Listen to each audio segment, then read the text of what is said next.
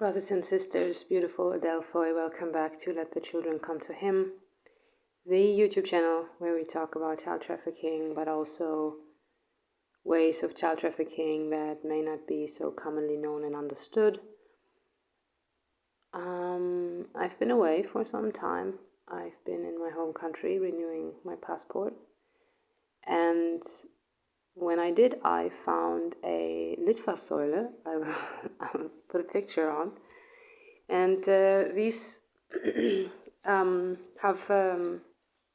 usually have commercials on them, posters, also city posters of theater, of plays that are taking place in the town, cultural events.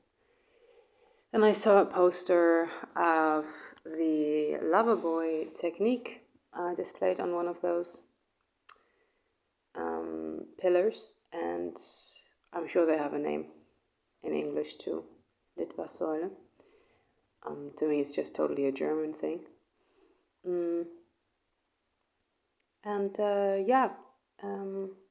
I will tell you stories about our trip and the events there down the line.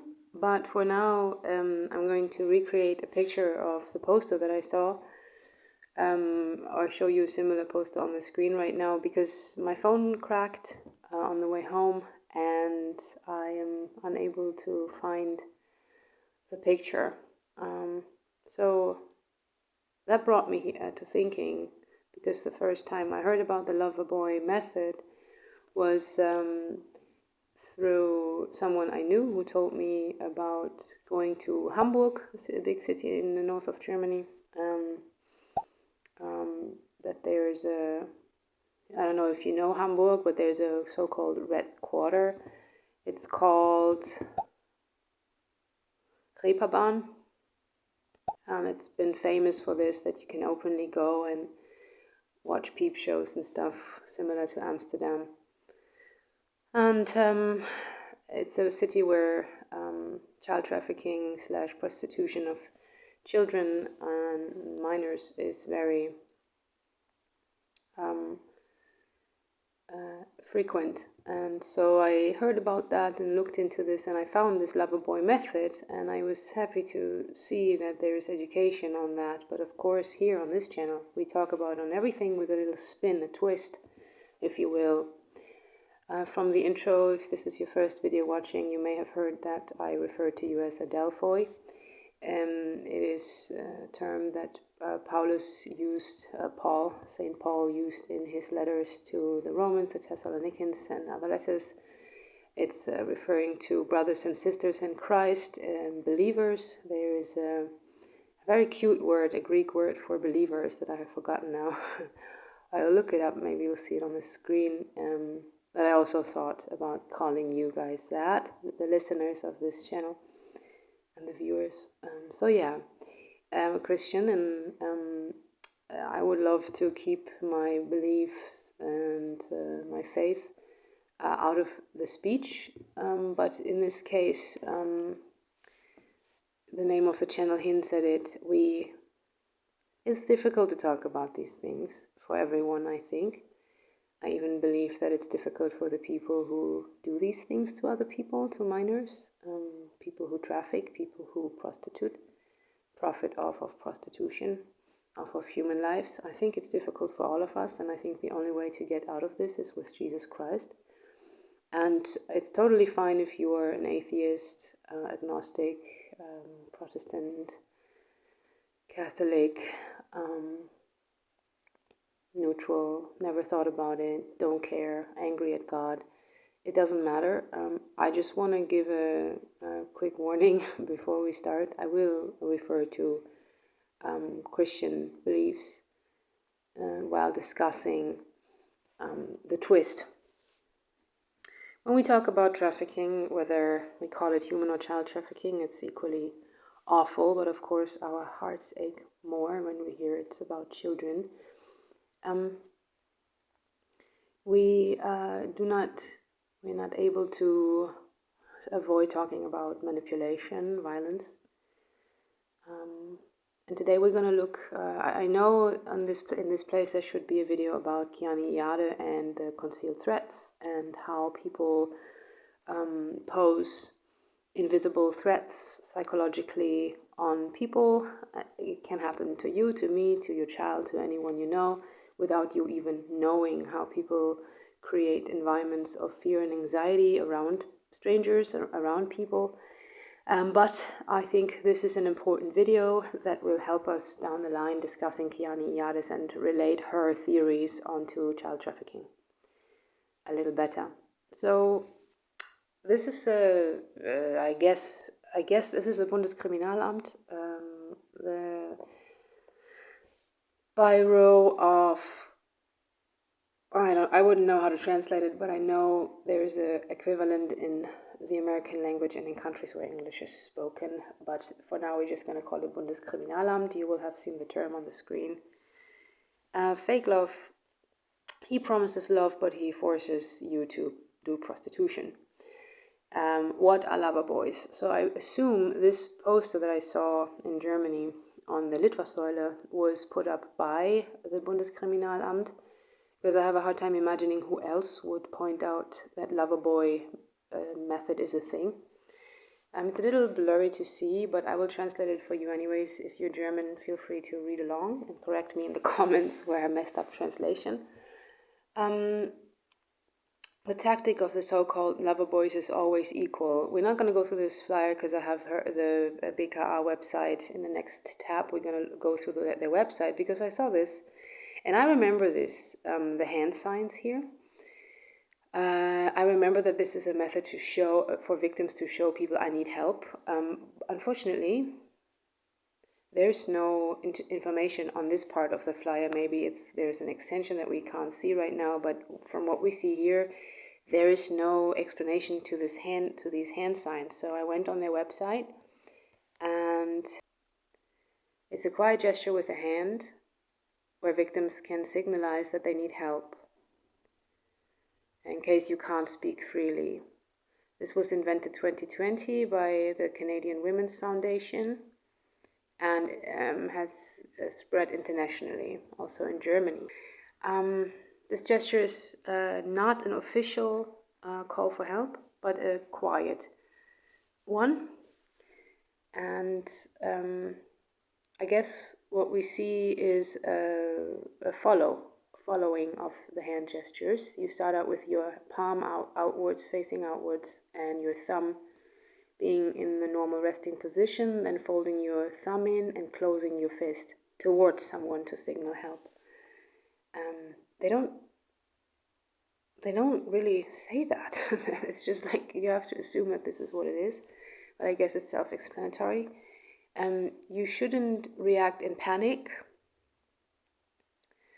but you should wait until it's safe and then and offer a meeting later, or offer the introduction of a source of help, a professional source of help,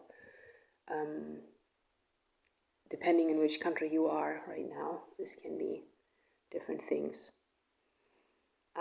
This is good when, so here's now scenarios in which the people would use this. Let's say your husband or your pimp is in the back of your house, you're in your own room, and he listens to every single conversation that you have with people, and you cannot say, I need help. So you can talk, you can tell her about how you made muffins the other day, but while you do, you make this hand gesture. So that's now, they also suggest that people do it with doctors and teachers in public, and whenever words aren't possible, and in family or friends circles, which is actually the worst recommendation. I'm glad they mentioned this last, because usually when you are in domestic violence situations, you are the only one experiencing it. Everyone else knows your partner, wife or husband, and they will tell you that you're crazy because they're so nice. So yeah, fake love. Let's first explain what the lover boy method is. It's simply called the thing that human beings do that intend to prostitute other people, human traffic other people and children. We have talked about ways of recruitment on this channel, that nowadays 50%, over 50% of recruitment of children for child trafficking takes place via the internet, that it used to be very different, that there needed to be an emotional connection established outside the home of the child. So essentially the child needed to be grabbed in a moment where no one was watching, and then an emotional relationship needed to be established. Here on this channel we talk about ways how this can be done without the internet and without a personal ongoing connection. An initial connection always needs to be there. There must be an awareness of the child to know that there is a human being there that wants their attention. And once that understanding is established, the predator will start building an emotional connection. We have been talking about telepathy on this channel, and yeah, hear me out. I know it sounds crazy, but this is also possible through telepathic stimuli. Although, and we will get into this with Kiani Iyade that I mentioned in the beginning of the video, it is very hard to pin down in which realms these ways of communication take place and how it's really done for someone who isn't into it, who doesn't know the practices, and has chosen to live on the bright side of life. So lover boys, the lover boy method is to establish a connection, promise all kinds of things, make fake promises about marriage, vacations, money, promises of gifts, and especially for children well-being or status on social media, anything that way. And the lover boy is specifically targeting women and children to do prostitution, also boys and men, I guess, but I think it's more common in women. And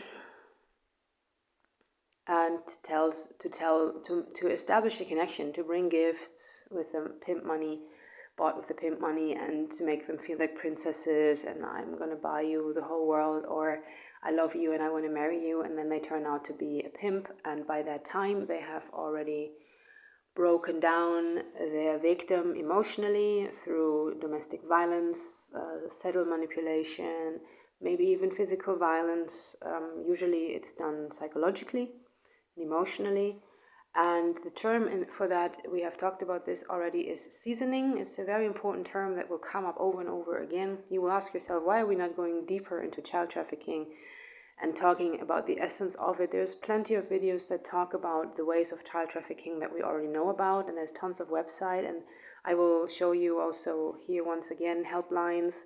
I have in the description box a website where you can find the helplines in each and every single country of this world. So there's this, but what we are doing here is we're talking about the psychological mental impact that their tactics and strategies have on people. And unfortunately, we also have to branch out oftentimes to the realms out of child trafficking, because this really happens on a daily basis with people in their day-to-day life. This type of control can be done by, for instance, a group of people in your surrounding, depending on which country you live, and you don't know that it's happening. And it, yes, also can involve sexual activity without you even knowing. And it can happen to you, and it can happen to your children without you even knowing. And I wish, let me be silent for a moment.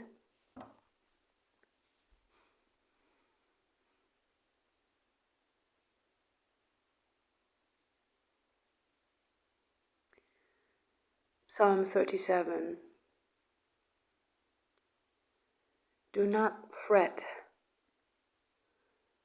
Let's look it up.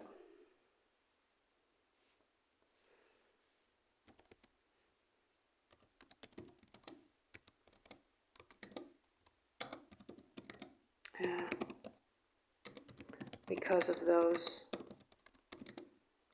who are evil.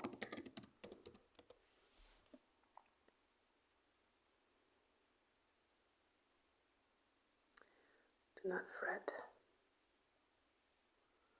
Do not fret because of those who are evil, Or be envious of those who do wrong, for like the grass they will soon wither, like green plants they will soon die away. Trust in the Lord and do good. Dwell in the land and enjoy safe pasture. Take delight in the Lord, and he will give you the desires of your heart.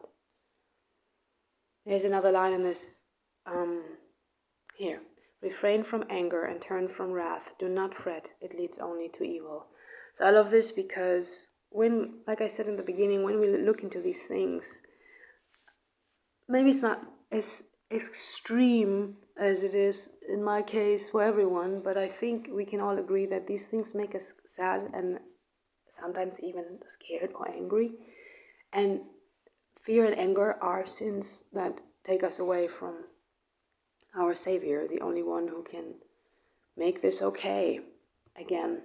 Help the victims of this happening, because yes, everything that happens for a very good reason. And the most ugliest thing in the world, Dietrich Bonhoeffer, a Protestant priest during the time of the Third Reich, who was a Widerstandskämpfer, he fought against the ideologies of Adolf Hitler and his regime. He said that even out of the ugliest thing, and we all know what he was referring to, God can make something beautiful. So yes, these things happen for a reason, and the Lord is the one who can turn them good. But in order to do that, we have to turn to him, and we have to turn away from evil. And we cannot get angry about the people who do this, or their tactics, or their schemes, or ways they mess with innocent people. Because ultimately justice is in his hands, and he is the most just and the most high. So that's why the Lord is always with me in this, and you will hear from him. Don't worry, I'm not trying to turn you into a Christian if you're not one already. I'm just telling you the truth. So seasoning, I kind of lost my train of thought, but that's okay, because we want to stay a little bit close to the terminology of child trafficking that is already known. When a pimp breaks down victims through violence and torture to force them into a trafficking situation. So violence and torture, when I hear this, I hear physical violence, physical torture. I think the tormentship of mental and emotional violence is way worse in many cases, especially one of the reasons is that you can go out and show someone your bruises, your bloody lips, your missing teeth, and you have proof that somebody hit you. To then prove who hit you and that it wasn't you is maybe also a hard thing. But even when it comes to gaslighting, you seeing the blood, you feeling the pain of the bruise in your face or your ribs, that is something that allows you to yourself remember, okay, this really happened. Emotional abuse does not leave traces like this. Yes, so we have made a little detour here through the Psalm 37, and now we come to this website where love and trafficking, how traffickers groom and control their victims, is discussed. I can't believe she fell for that. If I were him, I would have told someone sooner, something like this. I would have seen right through it. So these are things that also people have to listen to that experience covert narcissistic abuse. Although nowadays I do not like to use this terminology anymore. Narcissism, you are a narcissist, narcissistic personality traits. In my worldview, this is all of the same source. The narcissist, the big fat narcissist in the Bible, contrary to popular common belief, is Satan, and these behavioral patterns have that exact source. So I do not like to point my finger at people and call them beasts, because there's only one beast, and that beast usually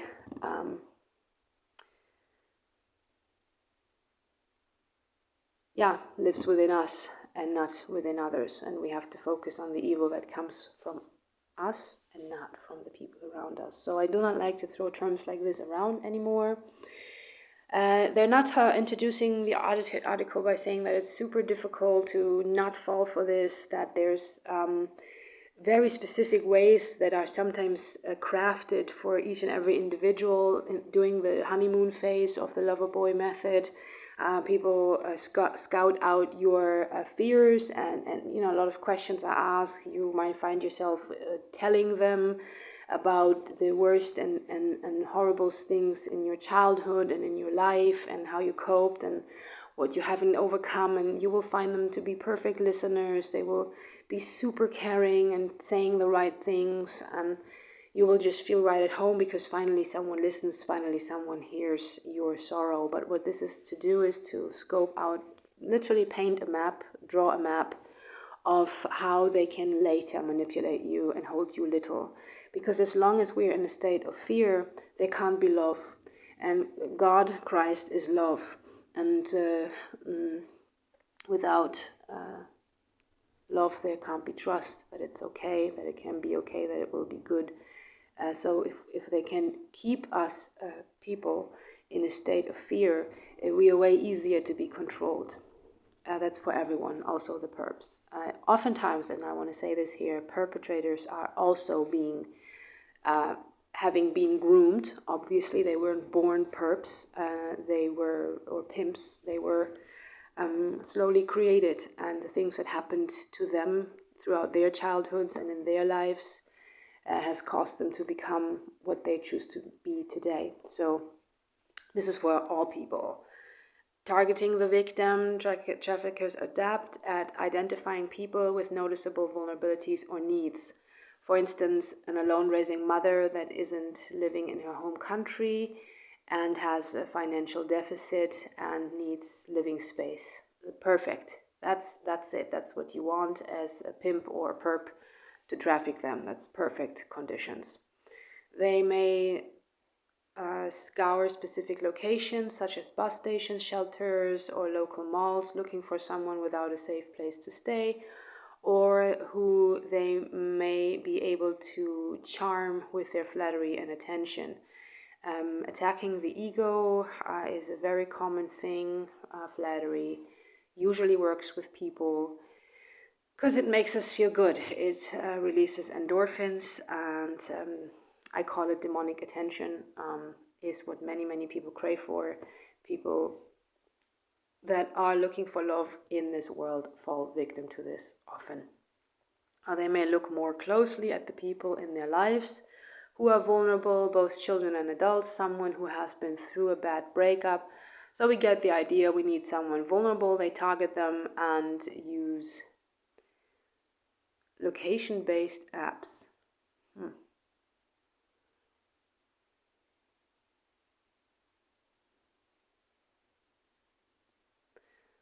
Okay. Gaining trust. Once a trafficker has identified the victim, they need to also gain that person's trust. They may have several conversations where they form a bond over common interests. They listen. We've just talked about this. Meeting the needs. Okay, once they have gained the trust of their victims and better understand their needs, traffickers offer solutions to meet those needs. So this often goes then into creating problems or making the victim believe that the trafficker has something that the victim needs, and then create the illusion inside the mind of the victim that they need the trafficker.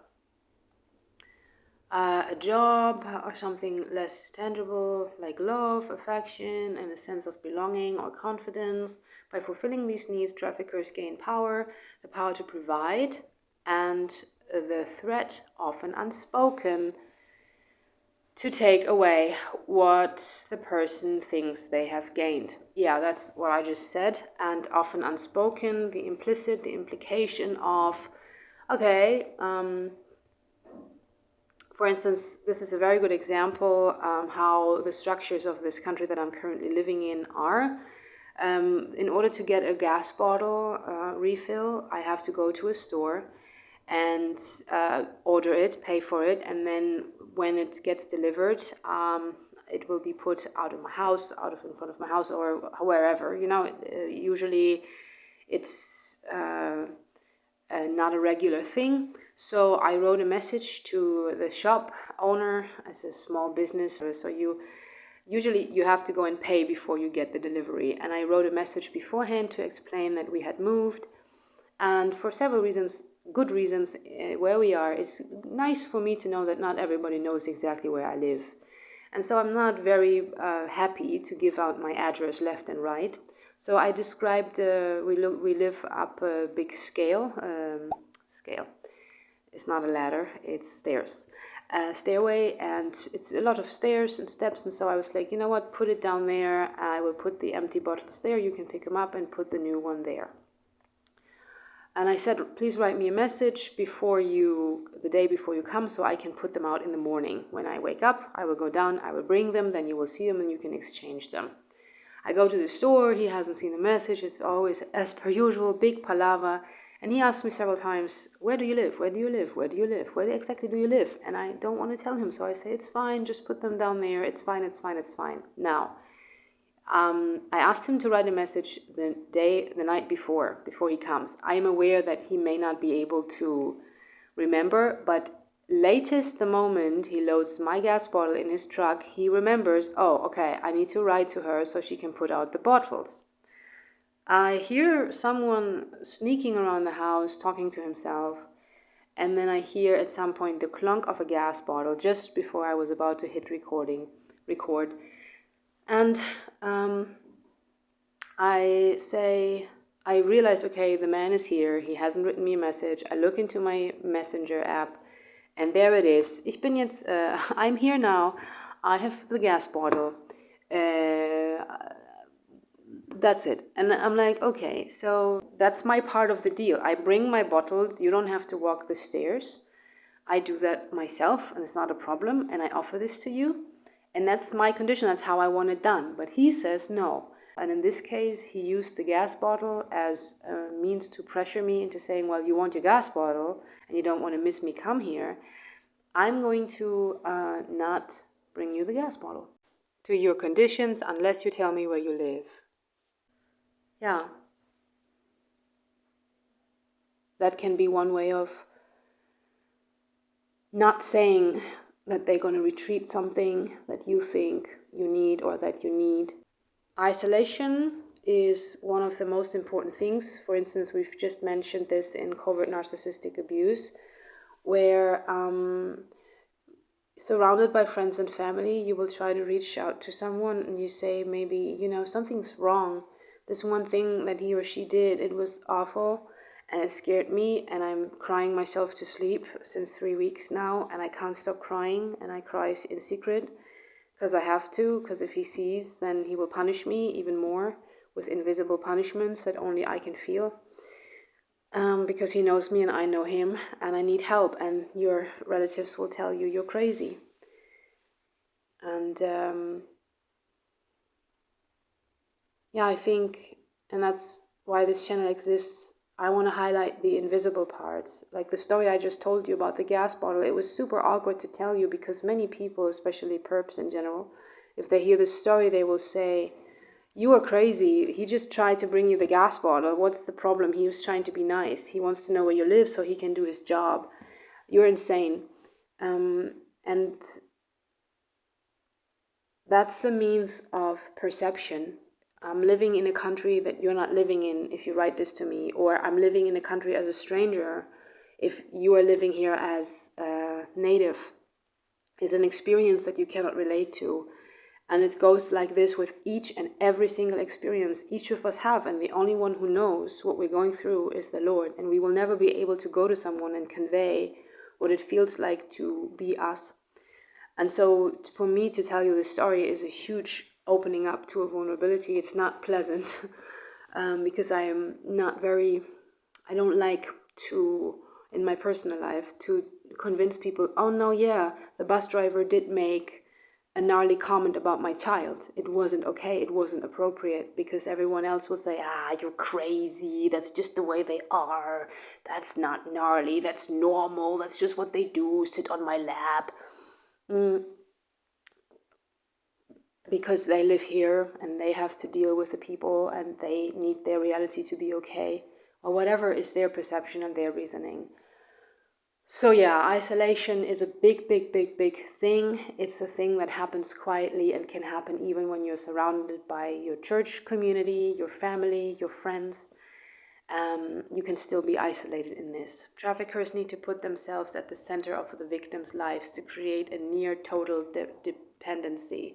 To do so, they distance their victims from anyone who might weaken their influence or contradict the messaging they are providing. I don't remember if I talked about this, but I don't remember in which video. There was a tarot reader that had this really aggressive, really obviously abusive tarot reading about the so-called twin flame, the masculine part of the twin flame connection, that was targeting, hunting down the feminine part of the twin flame connection. There.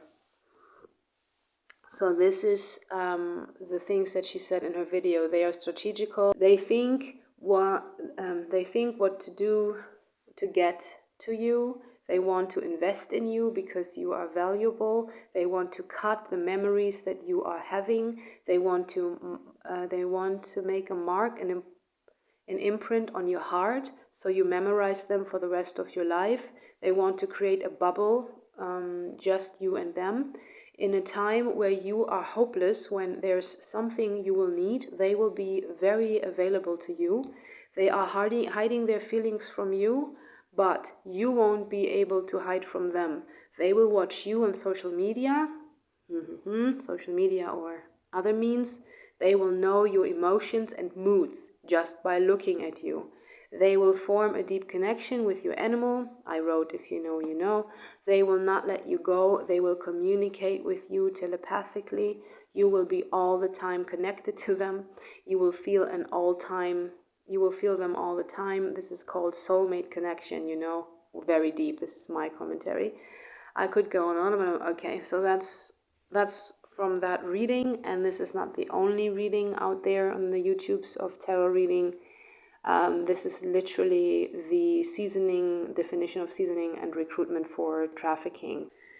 They might make offhanded comments about how they don't like their friends, or make it so they become increasingly reliant on them by driving them to school or work. Okay, so they create problems or solutions to things that are actually, you can do them on your own. It would just be more convenient or nicer if someone else did it. Exploitation. The way traffickers begin to the process of exploiting their victims isn't always transparent.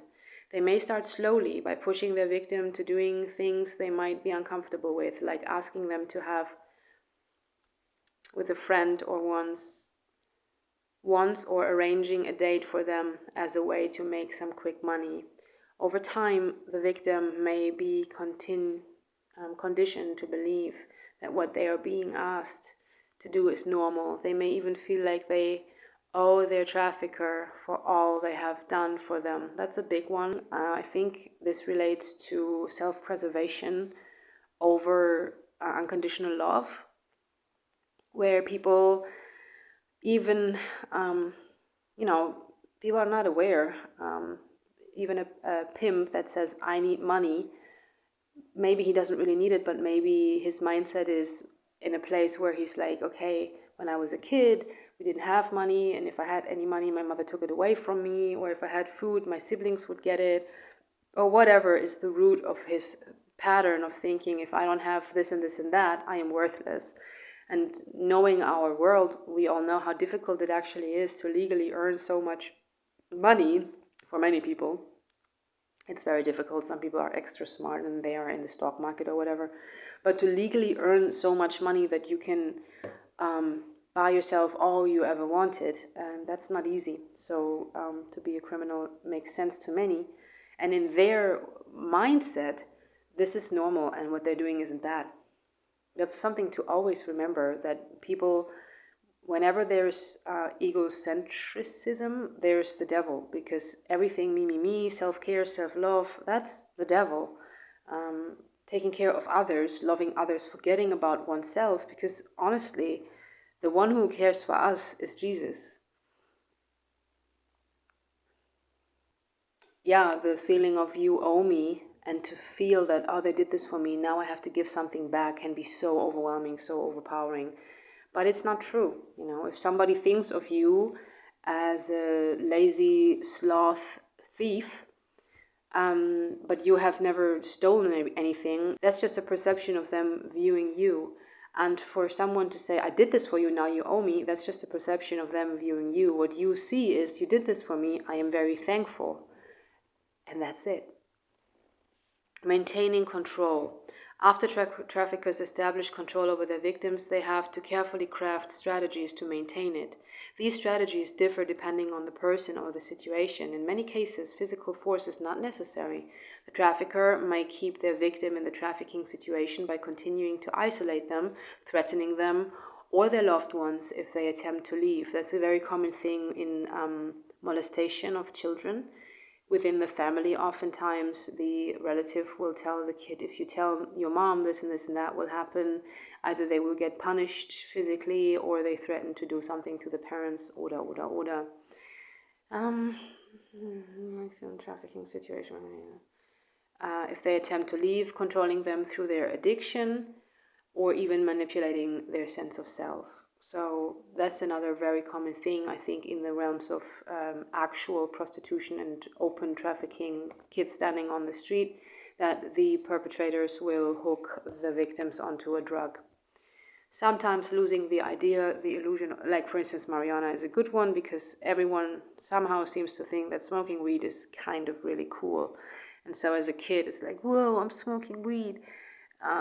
That's at least the last time I checked. It was still like cool to do that, so it wouldn't be very hard. It mustn't be something crazy like heroin. That's usually also like a follow-up drug. First the marijuana doesn't do anything anymore, and then come the chemical drugs, although nowadays marijuana is super chemical depending from where you get it. Sometimes losing, which is really difficult, what's it called, dangerous, not difficult. Sometimes losing the idea, the illusion of love is enough to keep a person in a trafficking situation. Once this human being, as we just also heard in this tarot reading, has made itself unverzichtbar, you cannot live without them anymore. It's over, it's game over. And this is mind games, right? This is our own minds running in toxic circles. And that's, one way where we can see the schemes of the enemy in our own minds. And our hearts are filled with fear when we run these cycles over and over. And where there's fear, there can't be love. The purpose of the grooming process is for a trafficker to be able to gain full control over the victim and manipulate them into cooperating in their own exploitation. And I think that's also where this whole curiosity thing in this culture that I'm currently living in comes from. If everyone you meet gives you the feeling you have to open up to them as a stranger about your personal life, I experienced this also on an island that I used to live with, a 350 people year-round population, where I would go to the store and a complete stranger I'd never met, didn't introduce herself, she just started shouting at me, where does your kid go to school? Shouting. She wasn't aggressive, as if she wasn't angry, but she was shouting. It wasn't a normal approach. Hello, my name is, I heard you live here now. Where does your kid go to school? This creates the illusion of you owing everyone an explanation as to why you're here. This is not your country, so tell me what you're doing. And it creates an illusion of being transparent and owing these people around you, the strangers around you, and you don't owe anyone. I don't owe the man of the store an explanation where I live if I provide him with enough information to do his job properly, through open communication on my end and offering solutions to problems that occur through me keeping my personal information personal and so forth. This is so fine and so invisible. It's very aggressive. It's hard to spot the grooming process from outside the relationship, but it's not impossible. Oh, this one is a hard one, because for everyone, because proving invisible threats, implicit violence, is so difficult. It can be so, it puts the victims under such pressure when you're already in a place where you actually need help, you actually need support. And this is where I have been talking to so many people since I have become a Christian, that they don't want to hear anything about Jesus. They don't want anything to do with Jesus. And I get it, because just a little over a year ago, I was the exact same way. I was like, what is this? This is ridiculous. Why? But the truth is, for the first time in my life in 40 years, I do not feel alone with this anymore. This is why I am now here talking to you on this channel, because I can finally open up about this without fear. You know what I mean? I just wish people could understand it a little better. Who God is and what He does for us every day. Yeah. There's the question, this proof, if you have released yourself from an abusive situation like this, you don't really need to prove anymore that this is happening. But oftentimes, legal authorities, they can't do anything unless you have proof. So it puts the victims under tremendous pressure. But where there's a will, there's a way. And God is always willing to make a way for us. Talk to people you love. Talk to the people you love. Your teenager, your younger child, your friends and co-workers. Pay attention to things that seem off. That's such a good advice, especially to talk to the children that live in your home, because this kind of stuff can happen even if your kid would never leave the house. So if something seems off, address it. It's super difficult. I mean, especially when you are in a difficult situation, when your surroundings are hostile and toxic and evil and bad. Situation is like this. It's very difficult to keep a cool head and be gentle with the little ones. But I think it's a fine line to walk between firmness and strictness. As parents, we have this authority. We need to use it wisely. We cannot abuse our powers, yes, but firmness, boundaries are necessary. We are the only chance our children have for a mother or a father. Brothers, sisters, cousins, friends, they will have plenty throughout their lives. I mean, not the brothers, but the friends, you know.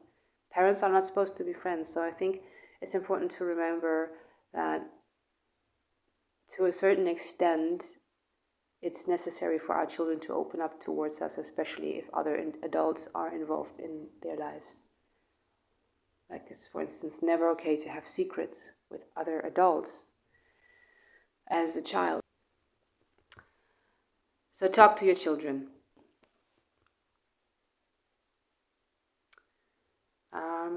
Pay attention to things that seem off or wrong. That new significant other who doesn't want to meet their friends. The child who is angry all the time but can't explain why. Oh, that's a good one. The dream date who showers her with gifts that seem inappropriate. That older man who seems a little too invested in the young man's life. Those are nice ones. These are really nice suggestions.